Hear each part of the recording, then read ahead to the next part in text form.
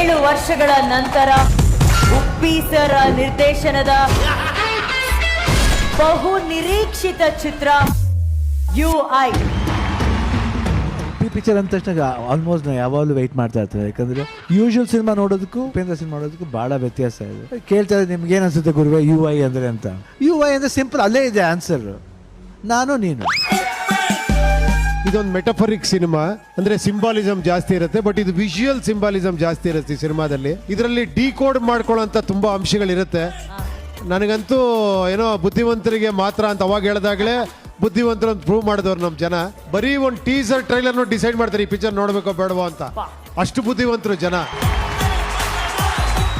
ಅಭಿಮಾನಿಗಳ ಎಲ್ಲಾ ಕಡೆಯಿಂದ ಬರ್ತಾ ಇರುವಂತ ಒಂದು ಪ್ರಶ್ನೆ, UI ರಿಲೀಸ್ ಡೇಟ್. ನಾನು ಸೂಪರ್ ರಂಗ